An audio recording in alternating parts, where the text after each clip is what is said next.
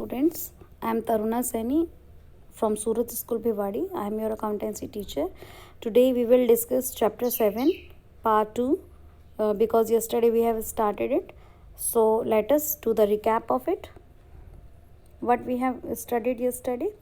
We have studied first the meaning of double entry system. Whenever any business transaction occur, it at least affect two accounts. Out of those two accounts, one is debited, another is credited. Then we have discussed the definition of a double entry system, that for making a complete record, we have to debit one account and we have to credit another account. And for this purpose, we can also prepare the trial balance. This definition is given by J.R. Bartleby. Then we have discussed about principles. Then we have studied in principles that double entry system records both personal and impersonal. It is a complete record. ये बिल्कुल complete record होता है. We can prepare the trial balance. We can detect the errors. हमने ये principles पढ़े थे.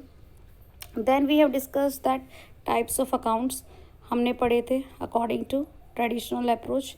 मोटे मोटे तौर पर हमने पढ़ा था यहाँ पे पर्सनल अकाउंट और इम्पर्सनल. पर्सनल में हमने पढ़ा था नेचुरल, आर्टिफिशियल एंड रिप्रेजेंटेटिव, और इम्पर्सनल में हमने पढ़ा था रियल और नॉमिनल. रियल में दो पढ़े थे, टेंजिबल और इंटेंजिबल. नेचुरल में हमने पढ़े थे डेटर्स के अकाउंट, क्रेडिटर्स के अकाउंट, ओनर के अकाउंट, ड्राइंग कैपिटल. और आर्टिफिशियल में हमने पढ़ा था किसी भी कंपनी का अकाउंट. और रिप्रेजेंटेटिव में हमने पढ़ा था कोई ग्रुप इसके आगे लग जाए, कोई वर्ड तो हो जाएगा. तो हमें इसमें से सिलेक्ट करना है. पर्सनल, रियल और नॉमिनल देखते हैं सम. तो किस तरीके से आप इसे करेंगे. तो कैपिटल, क्योंकि ये ओनर का अकाउंट है तो कौन सा अकाउंट है, पर्सनल. ड्राइंग ओनर का अकाउंट है तो पर्सनल. पर्सनल में आपको अभी नेचुरल, आर्टिफिशियल, रिप्रेजेंटेटिव नहीं बताना है. केवल जितना क्वेश्चन में पूछा है कि पर्सनल, रियल, नॉमिनल, ये बताना है. कैश पेड, कैश आपका क्या है, कैश आपके लिए क्या है, असेट है. असेट है तो ये कौन सा अकाउंट हो गया, रियल. कैश रिसीव होना, ये भी रियल अकाउंट है. कमीशन, कमीशन क्योंकि आपकी इनकम है, इनकम है तो कौन सा अकाउंट हो गया, कमीशन पे कर रहे हैं. एक्सपेंस है तो नॉमिनल अकाउंट हो गया.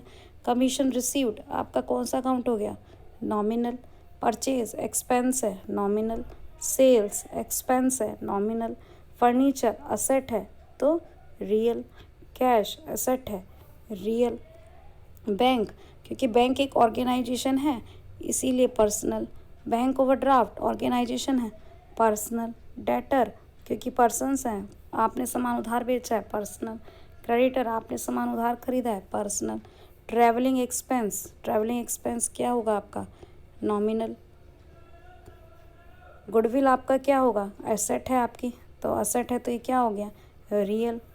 Patents, real account. Salary, nominal account. Salary outstanding हो गया, आउटस्टैंडिंग हो गया तो ये आपका क्या हो जाएगा, रिप्रेजेंटेटिव, क्योंकि जब आउटस्टैंडिंग वर्ड लग जाता है तो पर्सनल अकाउंट बन जाता है. इंश्योरेंस, इंश्योरेंस अकाउंट, तो इंश्योरेंस आपका क्या हो गया, personal account. Insurance prepaid, personal account. Bad debts written off, ये आपका क्या हो जाएगा, इनकम है तो ये आपका क्या हो जाएगा, नॉमिनल. बैड डेट्स रिकवर्ड क्या हो जाएगा आपका, नॉमिनल. ओके, तो आपके ये आंसर्स यहाँ पे दिए हुए हैं. आप एक बार खुद करके अपने ये आंसर्स यहाँ से मैच कीजिएगा. आपको ध्यान रखना है कि जो बैंक है और बैंक ओवरड्राफ्ट है, ये बैंक क्योंकि ऑर्गेनाइजेशन है इसीलिए आप इसे पर्सनल अकाउंट में लेंगे. और प्रीपेड या आउटस्टैंडिंग कोई वर्ड लग जाए तो वो पर्सनल में आ जाता है. और इंश्योरेंस क्योंकि आपका एक्सपेंस है, वैसे तो कंपनी है बट क्योंकि एक्सपेंस है तो ये नॉमिनल में आएगा.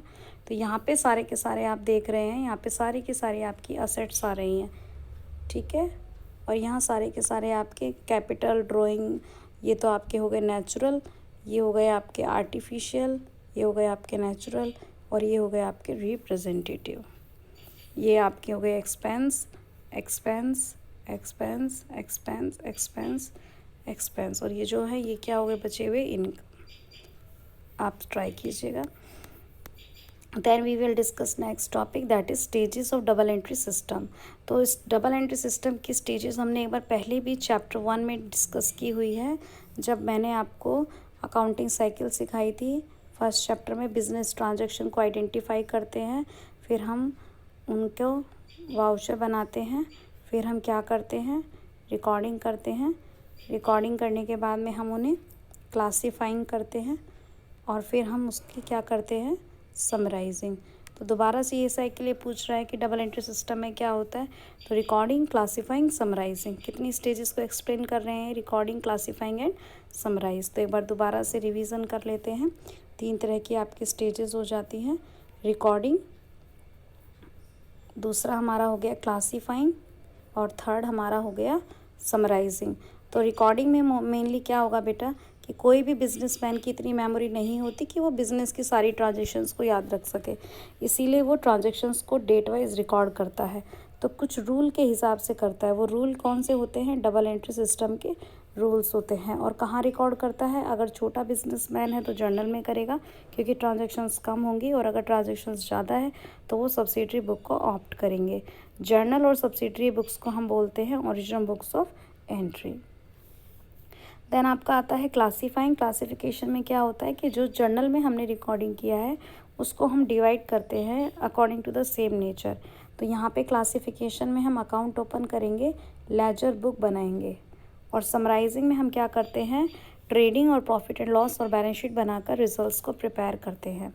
देख लीजिए, हमने पहले भी किया हुआ है। All the transactions are first recorded in primary book called journal. Journal एक प्राइमरी बुक है। When the business is a big one and the number of transactions is large, लेकिन अगर बिजनेस का साइज़ बड़ा है और ट्रांजेक्शन्स ज़्यादा हैं, journal is divided into various books. Journal को वेरियस बुक्स में डिवाइड कर देते हैं, which are called sub division of journal या subsidiary books. Thus recording in journal और in its subsidiary book is the first stage of double entry system. इसको बोलते हैं original record stage. Then classification होता है, all the transactions recorded in the journal और in subsidiary books are transferred in a classified form. हम इसे laser में भेजेंगे। This book contains on different pages, अलग अलग पेजेस पर इंडिविजुअल अकाउंट्स ओपन होंगे of similar nature eight collected at one place. तो कंबाइंड इफेक्ट हम देखेंगे कि एक्चुअली में कितना बैलेंस है किसी पर्टिकुलर पर्सन से। और फिर हमारा आता है summary. In this stage all the accounts in the ledger are balanced. सारे के सारे अकाउंट्स को हम बैलेंस करेंगे and are put in a list, और एक लिस्ट बनाएंगे। Debit balance on one side, debit balance एक तरफ बनाएंगे और क्रेडिट बैलेंस एक तरफ, और इस लिस्ट को क्या कहते हैं, ट्रायल बैलेंस। ट्रायल बैलेंस का टोटल डेबिट और क्रेडिट हमेशा क्या रहेगा, इक्वल। और अगर इक्वल है तो यानी कि अकाउंट्स क्या हैं, अर्थमेटिकली एक्यूरेट है।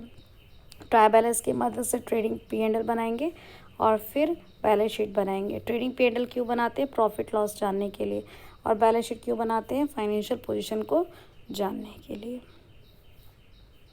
Okay, so for advantages and disadvantages we will do tomorrow, and today this is your homework. What is double entry system? Double entry system is a system whenever any transaction occur, it at least affect two accounts. Out of those two accounts, one account is debited, another is credited.